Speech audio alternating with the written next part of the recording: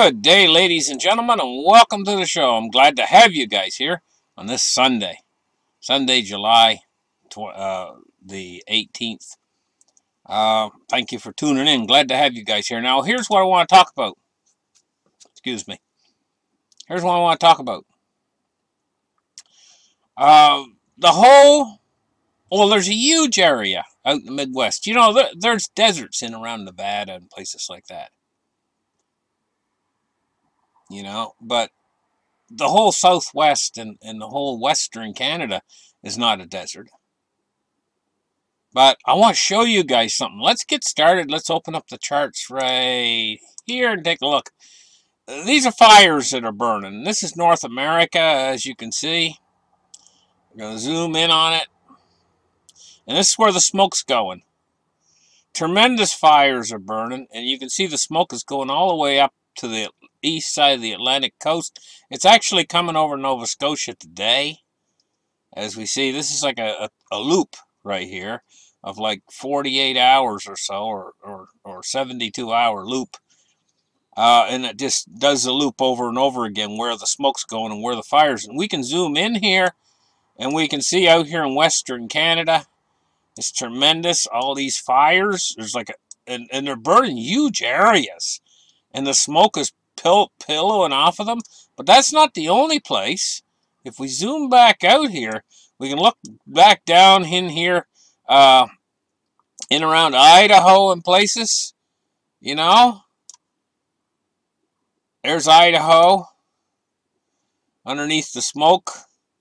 Many fires burning here in the northwestern part of the United States. We got fires burning down here around California. Tremendously large fires. And the fire season, you know, is not over yet. What I think's happening overall, what I think's actually happening is I think that a desert's starting to grow. Deserts grow, you know. Conditions are right. And I think we're seeing the initial stages of a enormous desert starting to blossom. First, the vegetation goes. Fires burn it all out because it's so dry in that region. And the next thing you know, vegetation is what helps to get rain to come to an area. You know, you got a lot of vegetation and stuff, and you get rain clouds develop. But when you start to get a desert, reason why a desert's a desert is it's so dry that you can't get condensation up in the atmosphere above, so it doesn't rain very often. And so when a desert starts to grow bigger, and also the sand starts to blow over other parts of the terrain nearby, I think what we got here is nothing less than the beginnings. Just the beginnings, and it might take 50 or 100 years from now. But I think an enormous desert is forming. A new desert that probably is going to be as big as the Sahara Desert. Now, you know the Sahara Desert's the biggest desert on Earth. But this desert, when it gets fully developed, North American desert, the whole western side of North America might be nothing more than a giant desert 100 years from now. We might be seeing the beginnings of this starting with the drought, too, you know, that's forming. We're living in monumentous times. You can find this site at firesmoke.ca, the site that I'm at right now, if you guys want to go in and check it out yourselves. And you can take a close look at where the fires are and where they're burning. You can get right in there. I mean, you can come right down in to one particular fire. Like, here's a fire right here. You can see the area of the fire where it's at today. You can come back and check it the next day and see if it's grown bigger or just what. But I mean, there's quite literally thousands of them burning right now in the western part of the United States. And drought, unbelievable drought we've been through. This is going to have its effect upon food production. It's going to have a massively negative effect upon. Now, I'm going to tell you something else about this. During the beginning of the COVID crisis, you know, we had runs on everything in the grocery store practically, especially things like toilet paper and and things like hand sanitizer. But you know, now what's happened is they've replenished stock somewhat, but that really dug into their inventories and warehouses and stuff like that to keep up with that. You know, if we get another shock like that, where people start to want to hoard or buy things, you know, and a lot, you know, we could see shortages in the very near future, and we got other things going on. One of the things is, I want you guys to listen carefully to what I'm going to say. This is a command economy now. There is no credit cycle anymore. We used to have something called a long and short-term credit cycle or debt cycle. That's gone. It's now been replaced with central bank planning. And the normal way money is created within the system now has changed. We used to have banks used to lend money out, you know, and they used to like to get your money in a bank, you know. They used to offer you a toaster or something to start an account because they wanted your deposit. Now the banks don't want your deposit anymore. They want to put it in a money market fund and then store it in the with the Fed, you know, in their reverse repo operation, which right now I think something like about $850 billion. But that's going to be expanded in the next few months. By the end of August, we're probably going to be up over $1 trillion in this reverse repo operation. It's almost like that money at liquidity is going to money heaven. And then on the other side of this coin, you get all these banks out there now who are not lending anymore. They're not lending to small and big businesses, and not so much big businesses, but they're not lending to small and medium-sized operations anymore. They're cutting back, right? So the Fed's the only real creator of money out there because that fractional reserve system has been completely changed. In fact, now they don't even need to have an actual fractional reserve on hand with the banking system. They could just lend as much as they want, but they're not lending. In fact, they don't even want cash. They don't want your deposit. It's not even helpful to the bank anymore. The bank just shuffles it off into a money market fund. It goes off to the Fed, you know, and so this is drying liquidity up right now, when we need an expansion of liquidity in order to keep this Ponzi scheme we've got going here in the world. Massive money Ponzi scheme that the Fed created back around, but now it's reaching maturity, this Ponzi scheme. We need to keep the money coming to the system, but we've only got the money coming from the Fed, and now what they're doing is starting to shuffle it off into this reverse repo operation. So the dynamics changed. In the last few months, we were in a credit expansion cycle that the Fed's created, where it's been money floating around everywhere in the system, awash with liquidity, and it's been finding its way into things like cryptocurrencies. It's been finding yes, some of it's found its way into gold and silver, you know, and it's found its way into the stock market, and it's found its way into all these avenues. But now that liquidity's drying up. So that was, look at it in your mind. Picture it all in your mind. Like, it was a green light to spend money. Green light. The Fed created a green light. That means go. Spend money. All of a sudden, right now, suddenly, it's changing to a red light. Does that mean we're in a bear market? No.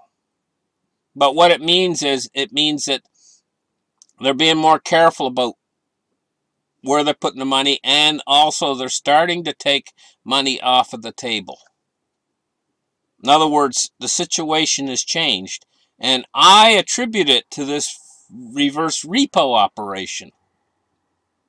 That's what I attribute it to. How much longer will it continue, and will it lead to a crash? Yes, it could.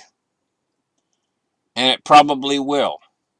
And I don't see any more big stimulus coming, massive stimulus like we need to keep the system running. All these bubbles are going to want to pop. because now we're red light. We're not green light anymore. And so I'm not so sure. I come out with different forecasts for the economy, and I said that we'd make it through Christmas into next year before the big crash would come. I'm not so sure now that they've done this reverse repo operation. They've changed the perspective on the whole thing. And now all of a sudden I can see that we're not in green light to spend money anymore and have loose monetary policy, and everybody is washed with liquidity, and that's not happening anymore. It suddenly stopped. Now it's red light. And you guys got to be careful now that it's red light. You might want to think about I don't know what you might want to do. Some of you might want to take money off the table. You know, take a little bit of money off the table because now it's red light, you know. But you got to be careful there. This is a little bit of a warning from me, because this thing turns back green light again, and the Fed will, when they get pushed up against the wall. How far are they going to let this go before they turn it back to green light again? In other words, pump a whole bunch of new money into the system. And you can get trapped in dollars at that point, because the system's just about had enough of these shenanigans of the Fed over creating monetary supply. Look, last year, the M2 money supply, they've increased it like 25% in 1 year. Well, how come we haven't seen inflation of 25%? Well, because the banks aren't really lending. That's why. But and the velocity of money is staying low. So we're not seeing the huge inflation, not yet. But when this next credit impulse comes, in other words, they go back to green light again, and they will, trust me, they will. Next time might be the big one. We might be talking hyperinflation or really seriously heavy inflation. And you can get trapped in dollars if you're all in dollars at that point in time. You can get trapped in a hyperinflation, and nobody will want your dollars. And you might not be able to buy asset classes to get out of the dollar, at least cheaply. So you got to be a little bit careful. You got to be prudent. This is the worst possible time in history right now for investors. And we're muddling our way through it. It's not clear. The system is not clear. This is why it's the worst possible time for investors, is because it's all reliant upon the Fed, which way the pendulum swings between green light, inflation, and red light, deflation. Okay? And right now, the red light's just come on. That's deflation. Well, we're not really having deflation yet. And the system is still inflating, like in prices and things. I'm talking about the consumer price index. But the red light's come on. I can see it clearly. The red light's on. That's deflationary. And it can soon cut through the cheese, that red light. And it can soon start to turn everything actually into deflation. Because deflation's fast. It's not such a slow thing like inflation. Deflation can come very, very quickly once the red light goes on. So that red light's a warning for you guys. It means we are not in this thing like we were, where everybody was buying all of these asset classes and making speculative investments like they were when the green light was on. Thank you guys for listening. We got huge problems out there. The whole country's drying out and burning right now. Look at the smoke. It's everywhere. It's all across all of North America. The only place it's not is in the deep southeast and in the deep southwest. Everybody else is covered with smoke. I can see it outside today. It's a hazy looking out there. And hot. Oh, it's hot. And the smoke, traps in the heat too. That's when I noticed. And it makes more heat. It might be a lot of the problem why we're having such a hot summer is all this hazy smoke trapping the heat of the sun in there. We'll catch you guys in the very next show. Bye-bye.